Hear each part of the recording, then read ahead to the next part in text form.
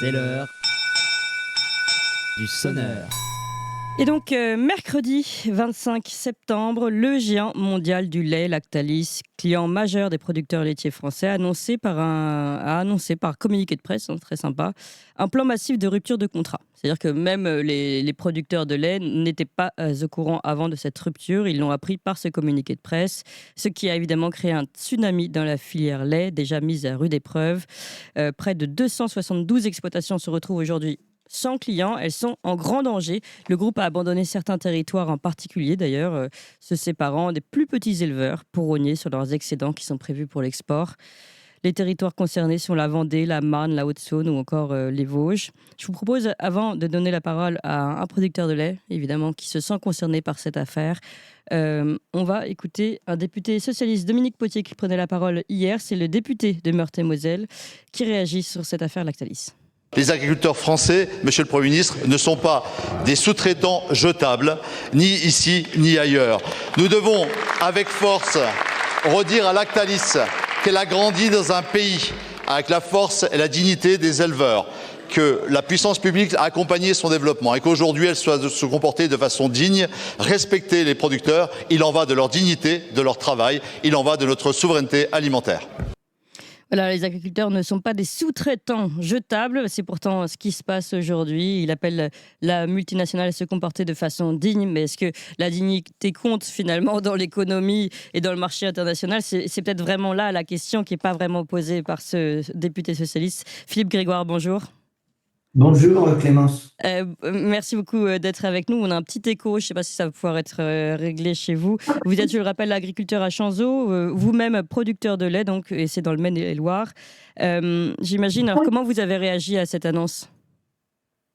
Cette annonce, c'est la continuité de ce qui existe déjà depuis plusieurs décennies. Les industriels se restructurent, que ce soit des privés ou des coopératives, puisque 1,4% de l'industrie agroalimentaire est tenue par quelques groupes. Donc en fait, ce que fait Lactalis, c'est ce qu'a fait Renault avec la Dacia, qui fait fabriquer en Roumanie. Donc ce qu'il faut bien comprendre, c'est que quand il parle de sous-traitants, le député, Monsieur Potier, que j'ai rencontré quelques fois dans des commissions, oui.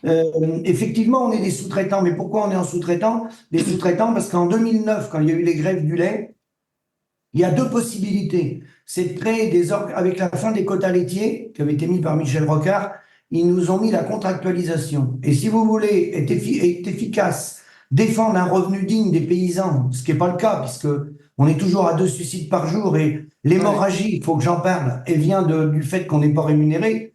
Fallait faire des organisations de producteurs transversales. C'est-à-dire que les producteurs se réunissent dans une organisation de producteurs, et ils négocient avec les quelques industriels qui restent sur le territoire.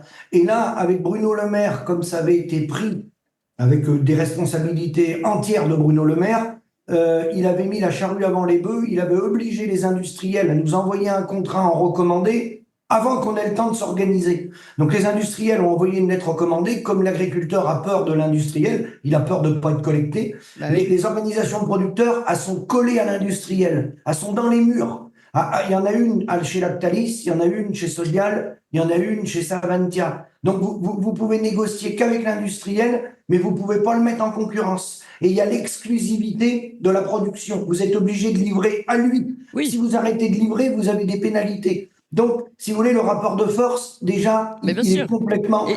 Et ces agriculteurs-là qui ont pu, certains ont témoigné, même s'ils sont tenus par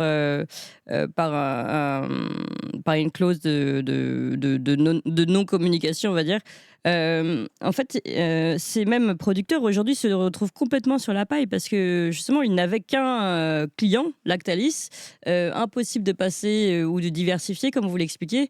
Donc c'est vraiment la catastrophe là pour ces producteurs dont on parle. Alors, c'est une honte, ça on est d'accord, mais ça arrivait dans le passé avec plein de petits privés et plein d'autres laiteries où il y a des pans entiers dans des régions ou des GIE qui ont tombé ou qui ont coulé par la concurrence internationale, ils seront repris. Parce que si vous voulez, ce qui se passe, Lactalis, il a une progression de 4,3%. de Ouais. progression Oui. sur 2023. Mais alors pourquoi Donc ils là- ont besoin là- de faire cette Ah économie? bah parce que lui aujourd'hui, il est sur l'Inde, il est en Roumanie, il est partout, il est sur l'Inde. Il va acheter du lait moins cher dans d'autres pays, donc il va valoriser encore mieux, Le moins cher.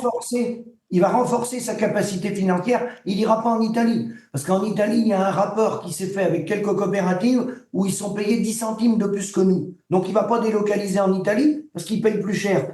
Mais si vous voulez, le cœur du sujet, c'est que la production laitière en France, on baisse. En fait, les producteurs là, qui vont avoir en moins, qui soi-disant vont avoir en moins parce qu'ils vont être repris par des coopératives, hein, Lactalis annonce une baisse de 9% d'ici à 2030. Oui. Mais après 2030, ils vont baisser leur volume aussi. Bon, mais En fait, ils baissent leur naturellement, volume français, c'est ça que vous voulez dire. C'est volume que... français. Ouais. Si vous voulez, c'est une érosion naturelle parce que, bon, alors eux, forcément, ils se retrouvent chahutés là parce qu'ils s'inquiètent, mais ils vont être repris par des coopératives ou des petits privés qui sont les plus proches. Parce qu'on produisait 24 milliards, on descend en dessous 22 et on va bientôt descendre en dessous 20 milliards. Bah oui, Donc, non, mais si vous attendez. voulez, Non, mais oui, mais vous allez voir ce qui va se passer, Philippe Grégoire. C'est que alors qu'on a un gage de qualité en France avec notre lait, on va aller acheter du lait, vous l'avez dit, indien ou je ne sais quoi. Donc ils peuvent continuer de baisser la production. Hein. Ça leur pose pas de problème de vendre du lait étranger aux Français. D'ailleurs, je crois même que notre lait français, d'après ce que je comprends là, était plutôt vendu à l'export de ces petits producteurs, puisqu'ils oui, ils servaient à la marge, aux excédents. Donc ils ont coupé les excédents, donc ils vendaient à l'export le lait français et nous revendaient, nous, dans leurs produits transformés, on va pas donner toutes les marques, les laits étrangers. Alors on est déjà complètement perdant sur la qualité. Et là, on va l'être aussi sur l'économie, ces productions qui vont être abandonnées, même si vous dites qu'ils vont être récupérés. si vous voulez, le signal de fond, c'est de ne pas augmenter le prix du lait. En Italie, ils sont payés 10 centimes de plus que nous. Le but du jeu, c'est de ne pas nous payer. Le beurre, il est arrivé à plus de 10 000 euros la tonne en Hollande. Hein, le beurre augmente. Chez nous, il va arriver aussi à 10 000 euros la tonne. Et nous, on est payé toujours le même prix dans les exploitations. Le but du jeu, c'est de ne pas nous payer. Mais ce qu'il faut bien comprendre, c'est que sur le lait valorisé en France, pas que par Lactalis, il y a ce qu'on appelle les PGC, produits de grande consommation consommés en France. C'est 50% du volume de Lactalis.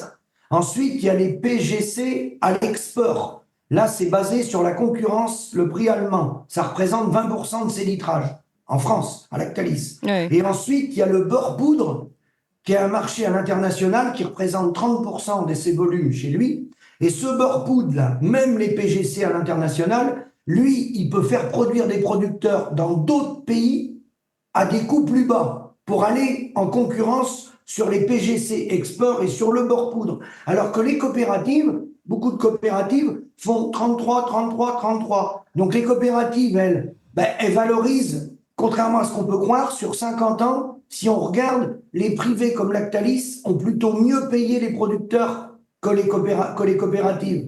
Alors les coopératives vont rester.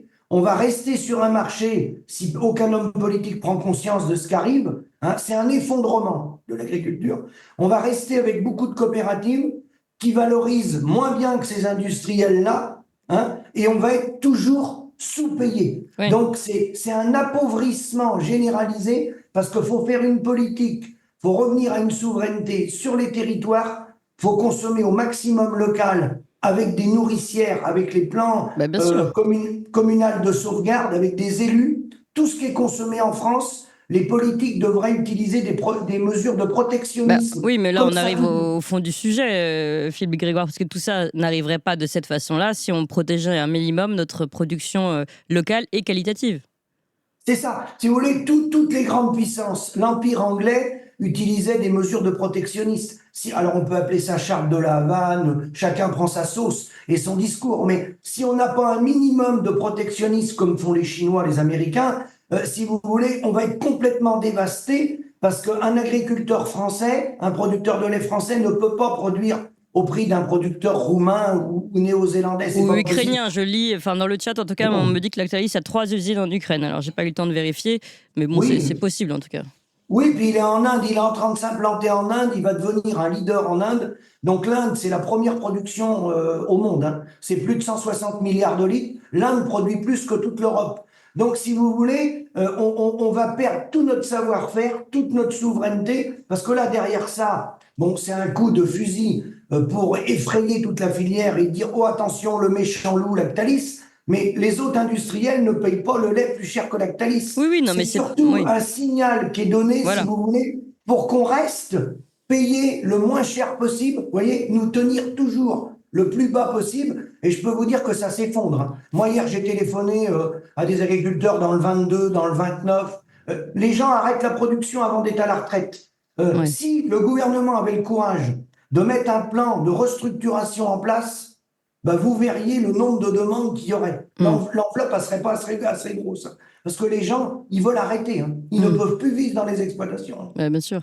Philippe Grégoire, mais quand vous dites c'est une façon de ne pas nous payer, c'est une façon de punir, ça veut dire que en fait, c'est une façon de dire, enfin, Lactalis a réagi à une légère hausse du prix du lait du producteur, et c'est pour ça que c'est comme une mesure de rétorsion, vous voulez dire? Bah, si vous voulez, ils trouvent des leviers pour pas nous payer. Quand il y a eu la fin des quotas, ils ont donné des rallonges. Donc, quand ils donnent des rallonges, ils disent avec l'Europe qu'il y a trop de lait sur le marché, donc ils peuvent pas payer la marchandise. Et quand il manque de marchandises, eh ben, ils vont la chercher à l'extérieur pour pas nous payer. Mais l'enjeu, où on a loupé un virage et le syndicalisme s'est mis contre les producteurs, hein, la FNSEA à l'époque s'est mis contre les producteurs, c'est qu'il fallait une OP transversale, il en existe une, hein, qui est née de l'APLI, l'Association des producteurs de lait indépendants, qui s'appelle France Milbord, FMB. C'est qu'une OP transversale, vous désignez quelqu'un qui gère pour les consommateurs. Demain, on fait un appel d'offres pour acheter 50 000 voitures pour février 2025. Avec une association de consommateurs, vous achetez 50 000 voitures, vous demandez les prix chez Renault, chez Peugeot, chez Toyota, vous faites un appel d'offres et vous allez avoir un prix. Nous, l'organisation de producteurs qui a été voulue par le syndicat et Bruno Le Maire à l'époque, c'est que l'organisation de producteurs elle soit dans les murs de Lactalis, chez Sodial, chez Saventia. Donc, si vous voulez, on peut négocier, mais on peut pas rompre le contrat. On peut pas divorcer. On est mariés, on est attachés avec eux. Et ce qui a été grave, c'est qu'aujourd'hui, si vous voulez, un représentant d'une organisation de producteurs chez Lactalis ou dans une coopérative, il n'est pas indépendant parce qu'il n'y a pas d'interface entre le producteur et l'industriel. Le représentant de l'organisation de producteurs, il est en même temps payé par l'industriel. Il n'y a pas de personne neutre. Et là, d'ailleurs, le gouvernement, qu'est-ce qu'il attend pour mettre dans les négociations un médiateur? Pourquoi il nomme pas quelqu'un du gouvernement de neutre pour voir ce qui se passe à l'intérieur? Parce qu'en fin de compte, on ne peut rien négocier du tout. Oui, mais de toute façon, Philippe Grégoire, vous avez raison, il faudrait un médiateur, il faudrait des plans de restructuration, mais je pense que vous avez touché du doigt le vrai problème, c'est que tant qu'on ne protège pas la production française avec des douanes ou autres, ça continuera comme ça. On pourra faire des plans de restructuration autant qu'on voudra, mais ce sera des règlements ponctuels d'un problème bien plus global. Oui, parce qu'en fait, quand on parle de libre-échange, on croit qu'on est libre, mais on n'est pas libre, parce justement, on perd notre souveraineté. Reprendre notre souveraineté, mettre des mesures de protection et faire des échanges à l'international sur la base de la charte de La Havane, c'est reprendre notre liberté. Parce que qu'est-ce qu'on veut choisir demain? On veut choisir notre souveraineté, être libre, hein, et manger des produits de qualité, mais rester libre et les patrons chez nous? Ou est-ce qu'on veut rester dans les traités de libre-échange, Mercosur et autres, et on va être complètement dépendant de l'extérieur, sachant que quand les politiques disent, je les ai entendus, les LR, les macronistes, tout ça, dire que globalement on est gagnant, c'est faux, parce qu'on n'a que 28 millions de travailleurs dans la machine économique sur 37,5 potentiels, et en fait, en allant dans le libre-échange, en refusant la souveraineté, alors déjà on a des paysans qui se suicident, mais on a des salariés pauvres, on a le RSA, parce que l'agriculteur qui produit du lait, c'est pas que l'agriculteur, c'est tout ce qui tourne autour. C'est le commerce, les marchands de matériel, les marchands d'aliments, c'est toute notre économie qui est en train de s'effondrer. Je veux dire, c'est même plus que ça, c'est toute une culture aussi. Hein. Avant, les agriculteurs faisaient le maillage de la France, du territoire, et ils portaient la culture dans les régions. Donc, et le paysage, ils formaient le paysage. Donc voilà, on est en perte de beaucoup de choses. Il est temps de se réveiller, mais peut-être pas seulement de penser, en effet, problème local, Lactalis ici, et je ne sais qui ou ailleurs. C'est un problème plus général. Ce qui est important de comprendre pour les auditeurs, c'est que en fait, l'hémorragie, elle avance d'année en année. On perd des milliards de litres presque tous les 2 ans. Et en fait, le phénomène Lactalis, les autres vont faire pareil. Hein, où ils vont se restructurer, ils vont fermer des usines. C'est-à-dire que la ferme France est produite de moins en moins parce qu'on ne peut pas produire à un prix mondial. Les agriculteurs français, les producteurs de lait, on est sur des territoires, on a des charges qui sont adossées à un produit brut territorialisé, c'est-à-dire que le comptable, le vétérinaire, lui, il a des charges franco-françaises, et nous, on nous dit, si vous voulez, vous allez exporter des fromages, du beurre et de la poudre au prix d'un Indien ou un Néo-Zélandais. C'est pas possible, parce que nous, à ce moment-là, il faut qu'on dise au vétérinaire, écoute, quand tu vas venir chez moi, moi, je vais te donner 50 €, parce que ça coûte 50 € un vétérinaire en Inde. Et là, il va me dire, moi, je viens pas. C'est très clair votre exemple. Merci beaucoup Philippe Grégoire, il y aurait encore beaucoup de choses à dire. On va tenter de contacter d'ailleurs Nicolas Chaban, le patron de C'est qui le patron, vous le savez, et voir aussi s'il y a des solutions locales qui peuvent être développées. Merci beaucoup Philippe Grégoire. Je rappelle que vous êtes également producteur de lait, agriculteur à Chanzeau dans le Maine-et-Loire. On continue sur Toxin.